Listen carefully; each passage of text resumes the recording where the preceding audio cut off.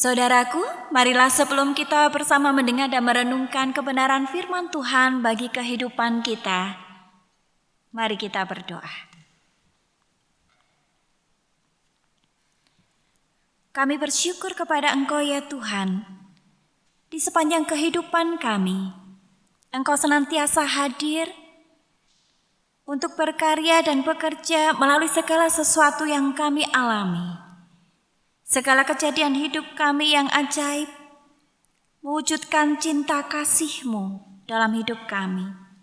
Ajarlah kami akan cinta kasih-Mu yang terdalam dalam hidup kami melalui pemberitaan firman-Mu. Dan biarlah Roh Kudus yang akan menolong kami dan menuntun kami, sehingga kami boleh memahami kebenaran firman Tuhan yang hidup dalam kehidupan kami hari lepas hari. Biarlah Roh Kudus-Mu yang akan menolong kami, agar kami pun boleh menjadi pelaku-pelaku kebenaran firman Tuhan yang boleh menjadi saksi-Mu dimanapun kami berada. Di dalam nama Tuhan kami Yesus Kristus kami berdoa dan mengucap syukur. Amin.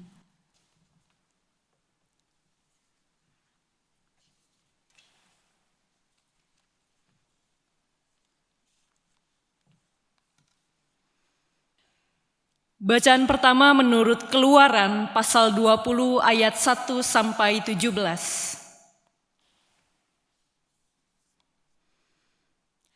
Lalu Allah mengucapkan segala firman ini, Akulah Tuhan Allahmu yang membawa engkau keluar dari tanah Mesir, dari tempat perbudakan. Jangan ada padamu ilah lain di hadapanku. Jangan membuat bagimu berhala yang menyerupai apapun yang ada di langit di atas, atau yang ada di bumi di bawah, atau yang ada di dalam air di bawah bumi. Jangan sujud menyembahnya atau beribadah kepadanya, sebab Aku, Tuhan Allahmu, adalah Allah yang cemburu, yang membalas kesalahan bapa kepada anak-anaknya, sampai kepada keturunan ketiga dan keempat dari orang-orang yang membenci Aku. Tetapi Aku menunjukkan kasih setia kepada beribu-ribu keturunan, kepada mereka yang mengasihi Aku dan berpegang pada perintah-perintahku. Jangan menyebut nama Tuhan Allahmu untuk disalahgunakan, sebab Tuhan akan memandang bersalah orang yang menyalahgunakan namanya. Ingat dan kuduskanlah hari Sabat. 6 hari lamanya engkau akan bekerja dan melakukan segala pekerjaanmu. Tetapi hari ke-7 adalah hari Sabat bagi Tuhan Allahmu. Jangan melakukan pekerjaan apapun, engkau, anakmu laki-laki atau perempuan, hambamu laki-laki atau perempuan, hewanmu, ataupun pendatang di dalam kotamu. Sebab 6 hari lamanya Tuhan menjadikan langit dan bumi, laut dan segala isinya, dan Ia berhenti pada hari ke-7.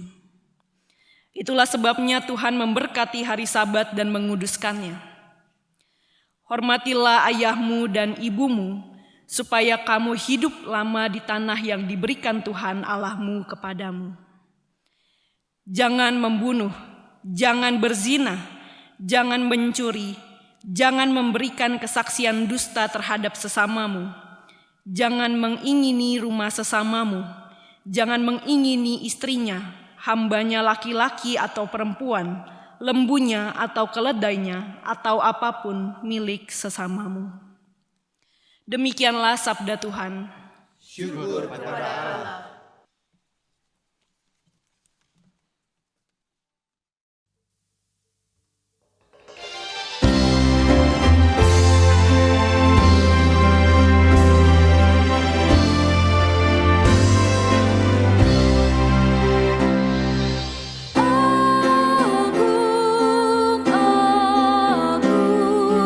Karyamu ya Tuhan,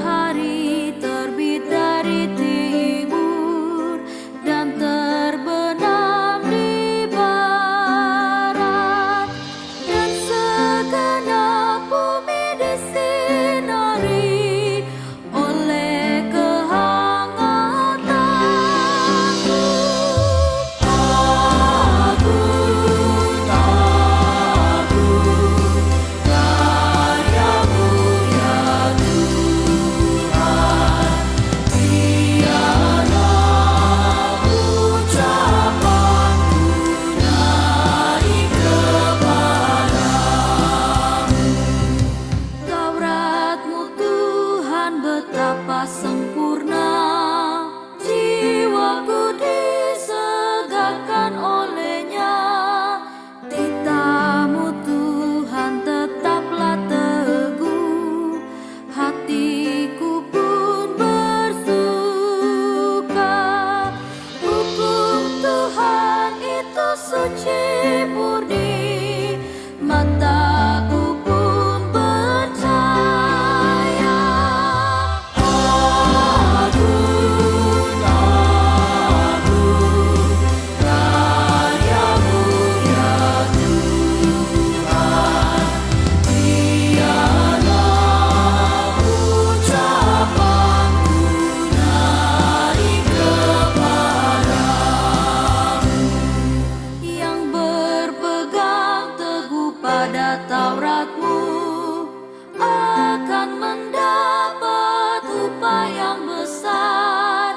Bebaskanlah aku dari yang sesat, yang tak aku sadari. Lindungilah hamba-Mu ya Tuhan, agar ku tak bercela. Agung, agung, karya-Mu ya Tuhan. Biarlah ucapanku naik kepadamu.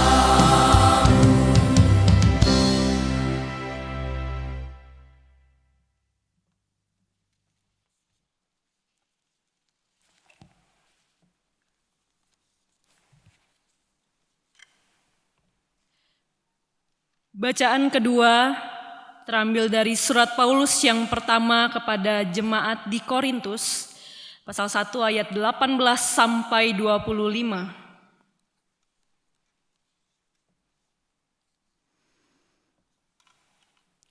Sebab pemberitaan tentang salib memang adalah kebodohan bagi mereka yang menuju kebinasaan, tetapi bagi kita yang diselamatkan, pemberitaan itu adalah kekuatan Allah. Sebab ada tertulis, Aku akan membinasakan hikmat orang-orang berhikmat, dan kearifan orang-orang arif akan kulenyapkan. Di manakah orang yang berhikmat? Di manakah ahli Taurat? Di manakah pembantah dari dunia ini?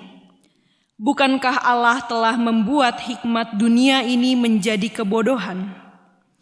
Sebab karena dunia dalam hikmat Allah tidak mengenal Allah oleh hikmat, Allah berkenan menyelamatkan mereka yang percaya oleh kebodohan pemberitaan Injil. Orang-orang Yahudi menghendaki tanda dan orang-orang Yunani mencari hikmat, tetapi kami memberitakan Kristus yang disalibkan. Untuk orang-orang Yahudi suatu batu sandungan, dan untuk orang-orang bukan Yahudi suatu kebodohan. Tetapi untuk mereka yang dipanggil, baik orang Yahudi maupun orang bukan Yahudi, Kristus adalah kekuatan Allah dan hikmat Allah. Sebab yang bodoh dari Allah lebih bijaksana daripada manusia, dan yang lemah dari Allah lebih kuat daripada manusia. Demikianlah sabda Tuhan. Syukur kepada Allah.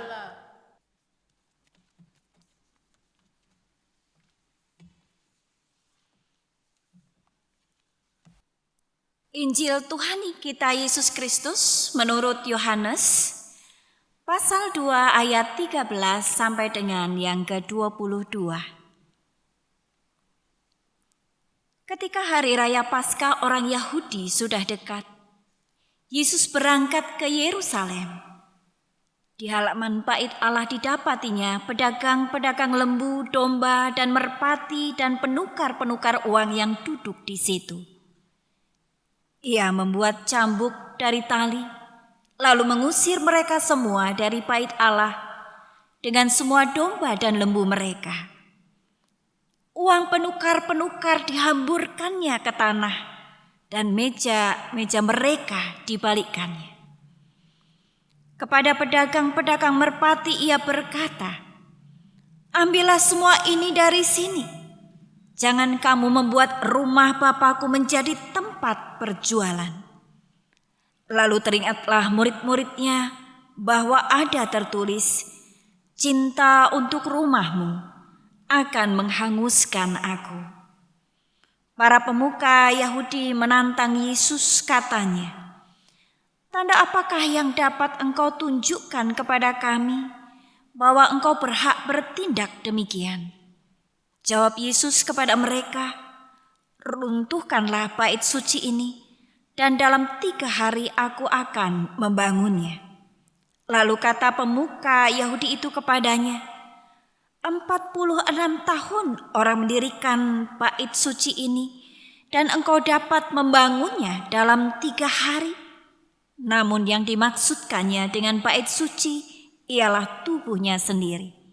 Karena itu, sesudah ia bangkit dari antara orang mati, murid-muridnya teringat bahwa hal itu telah dikatakannya, dan mereka pun percaya kepada kitab suci dan kepada perkataan yang telah diucapkan Yesus.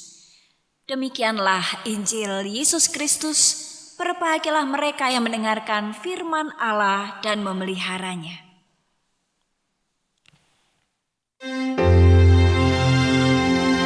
Hosana, Hosana, Hosana.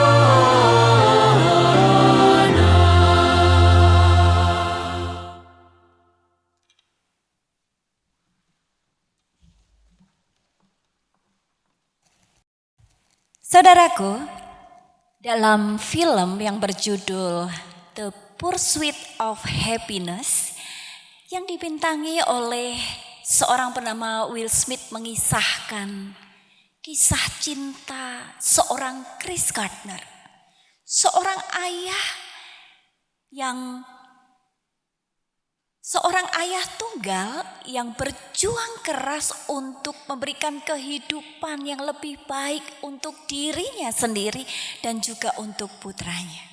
Di dalam satu adegan film yang menggambarkan di mana ayah ini marah dan kemarahannya dilandaskan oleh cinta, kemarahan Chris Gardner ini bukanlah hasil dari kebencian, melainkan dari cinta yang mendalam kepada anaknya Christopher.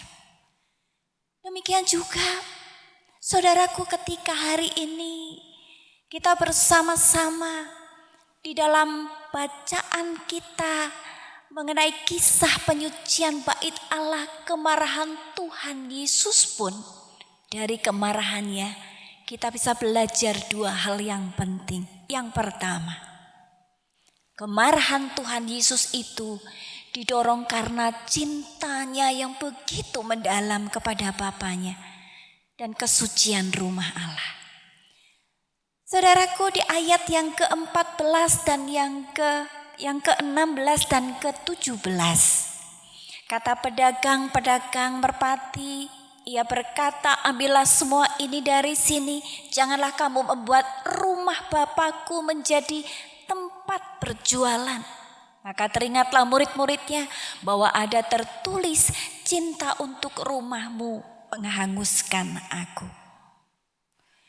Saudaraku yang terkasih, semua orang Yahudi yang sudah dewasa itu mendapatkan tuntutan untuk mengikuti beberapa perayaan keagamaan yang dipusatkan di Bait Allah Yerusalem. Ada 3 hari raya besar orang Yahudi, yaitu yang pertama hari raya roti tak beragi atau hari raya Paskah, di mana orang-orang di sana merayakan pembebasan bangsa Israel dari perbudakan di Mesir. Yang kedua hari raya 7 minggu atau hari raya Pentakosta, di mana orang-orang merayakan pemberian hukum Taurat pada bangsa Israel di Gunung Sinai. Lalu yang ketiga adalah hari raya Pondok Daun atau Sukot, di mana orang merayakan anugerah dan berkat dari Tuhan selama perjalanan bangsa Israel di padang gurun. Dan di dalam bacaan kita ini, saudaraku, orang-orang Yahudi pada waktu itu sedang merayakan Paskah. Tiap kali suatu hari raya keagamaan diperingati. Di bait Allah itu Yerusalem itu akan penuh sesak dengan orang Yahudi dari berbagai tempat. Baik yang dari wilayah Israel maupun dari negara yang lain. Mereka ingin menunaikan kewajiban agama mereka. Untuk itu mereka perlu hewan korban. Mereka perlu uang khusus untuk pembayaran di bait Allah. Masalahnya adalah bagaimana mereka harus membawa hewan-hewan itu bepergian bersama dengan mereka. Bagaimana mereka pula bisa mendapatkan uang khusus yang tidak ada di negara mereka masing-masing.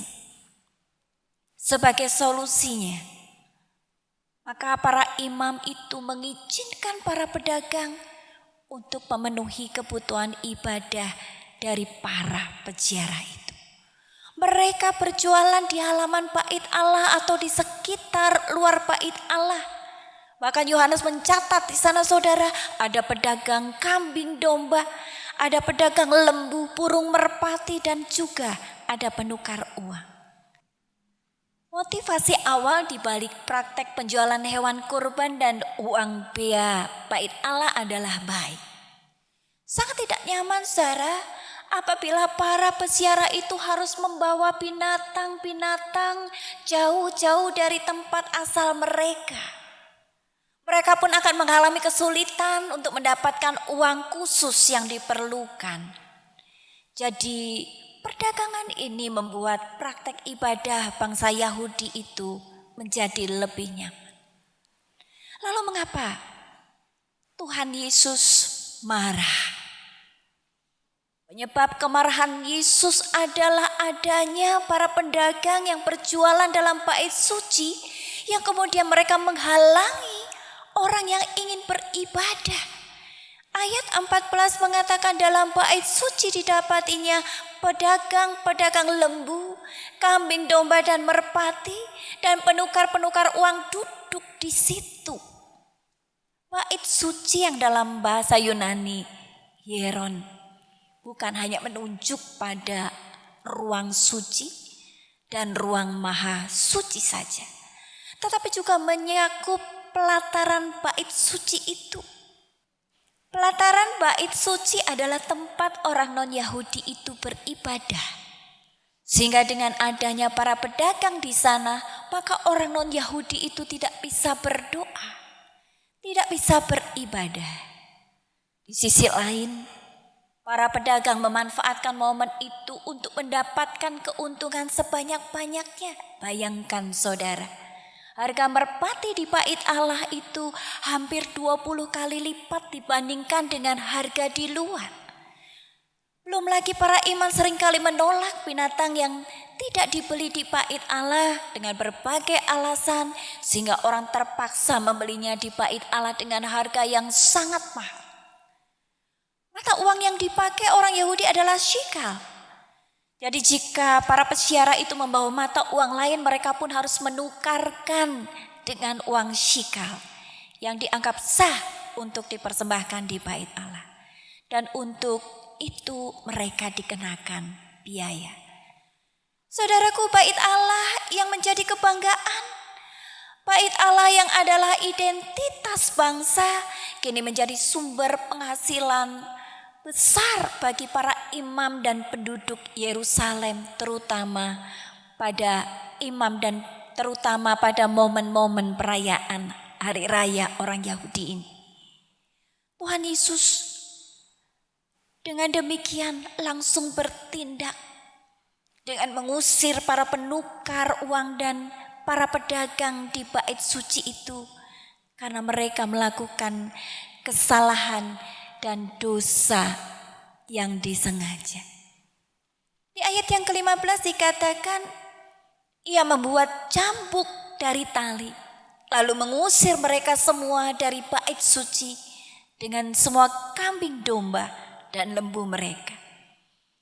Uang penukar-penukar dihamburkannya ke tanah dan meja-meja mereka dibalikkannya. Saudaraku, kemarahan Tuhan Yesus itu didorong oleh karena cintanya yang mendalam kepada Bapanya dan kesucian rumah Allah. Ayat 16 mengatakan kepada pedagang-pedagang merpati ia berkata, ambil semuanya ini dari sini, jangan kamu membuat rumah Bapakku menjadi tempat berjualan. Maka teringatlah murid-muridnya bahwa ada tertulis, cinta untuk rumahmu menghanguskanku. Tuhan Yesus mencintai Bapanya. Tuhan Yesus mencintai rumah Bapanya. Sedang para pedagang itu, mereka tidak memiliki cinta seperti itu. Para pedagang itu sibuk berjalan dan mencari untung, tetapi mereka tidak memiliki cinta kepada Bapa dan rumah Allah. Saudaraku, kemarahan Tuhan Yesus tidak berasal dari kebencian, tetapi dari cintanya yang mendalam terhadap Bapanya dan bait Allahnya. Inilah kemarahan yang diilhami oleh cinta dan kekudusan. Tindakan Yesus menyucikan bait Allah menegaskan bahwa tempat ibadah haruslah dihormati dan dijaga dengan baik. Kekudusan tempat ibadah adalah cermin dari keagungan Allah sendiri. Dan kita harus menghormatinya dengan memperlakukan rumahnya dengan hormat, dengan kekudusan yang layak. Lalu apakah wujud nyata dari kita menghormati rumah Allah di dalam ibadah-ibadah kita pada masa kini? Kita dapat menjaga dan juga menghindari perilaku-perilaku kita yang mengganggu. Bagaimana ketika kita ibadah, perilaku kita menggunakan gawai kita. Nah, saudara, beribadah pun kita lakukan dengan sepenuh hati. Kita harus fokus pada ibadah dan memusatkan perhatian kita pada Tuhan, menghindari gangguan-gangguan seperti menggunakan gawai kita atau kita bercakap-cakap tentang sesuatu yang tidak relevan di tengah ibadah kita. Dengan penghayatan bahwa kita bisa merasakan sungguh-sungguh bahwa Allah hadir. Kita juga dapat mengenakan pakaian yang proper, pakaian yang pantas.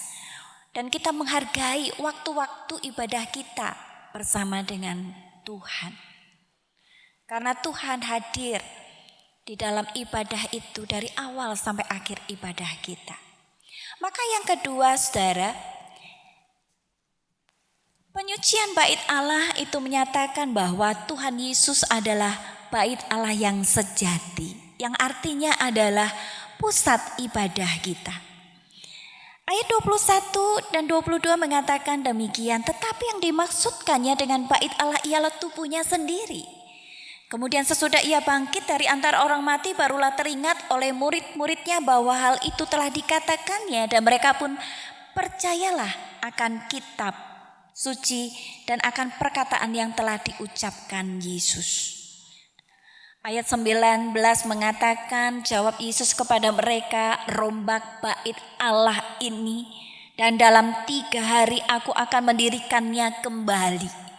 Ayat 19 ini merupakan nubuat tentang kematian dan kebangkitan Tuhan Yesus dari antara orang mati pada hari yang ketiga.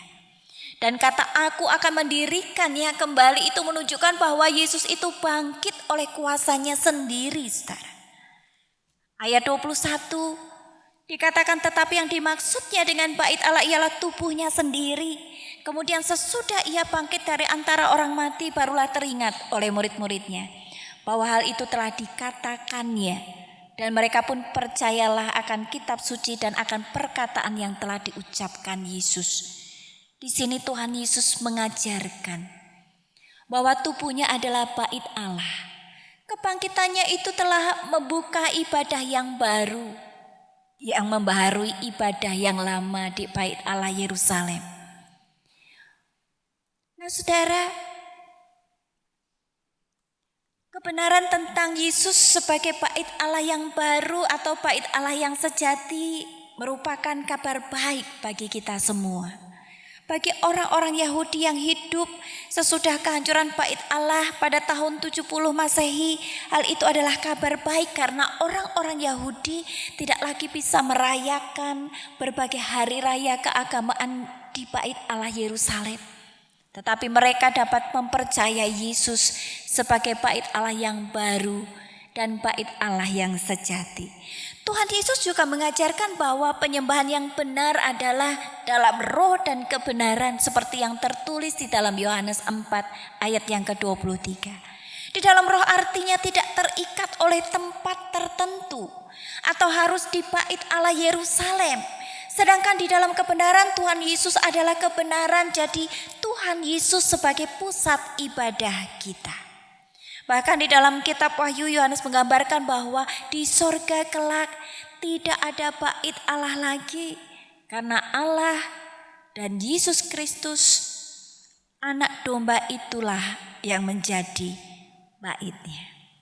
Maka pertanyaannya bagi kita adalah, siapa yang menjadi pusat atas ibadah kita saat ini? Ibadah bukan soal menyenangkan hati manusia, tetapi ibadah berbicara tentang bagaimana kita menyenangkan hati Allah. Ibadah bukan tentang kita, tetapi tentang karya penebusan Kristus. Ingat, Tuhan Yesus adalah pusat ibadah kita dan bukan yang lain. Saudaraku, suatu kali ada seorang pemuda yang sudah lama sekali tidak datang ke gereja dan hari itu dia hadir dengan semangat memuji Tuhan. Dan ketika dia memasuki ruang ibadah itu, kemudian orang-orang sedang memujikan sebuah pujian yang begitu indah, yang begitu menyentuh hatinya. Oh Tuhan, pakailah hidupku selagi aku masih kuat.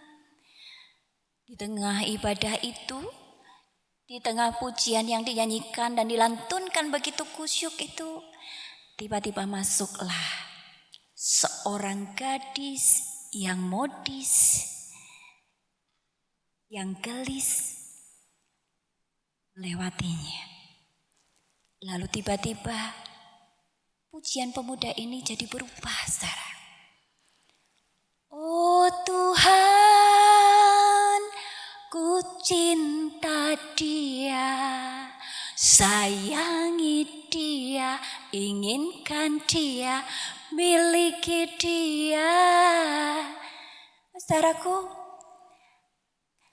kemarahan itu ada di dalam cintanya. Kita mengkoreksi, kita mengintrospeksi diri bagaimana ibadah-ibadah kita. Apakah ibadah kita adalah ibadah yang sejati? Karena kemarahan Tuhan Yesus itu didorong oleh cintanya kepada Bapanya dan cintanya kepada rumah Allah. Dan saudaraku, maka kita diajak untuk bersama-sama di dalam kehidupan kita untuk membangun ibadah yang sejati di hadapan Tuhan. Ingat, Tuhan Yesus adalah pusat ibadah kita dan bukan yang lain. Amin.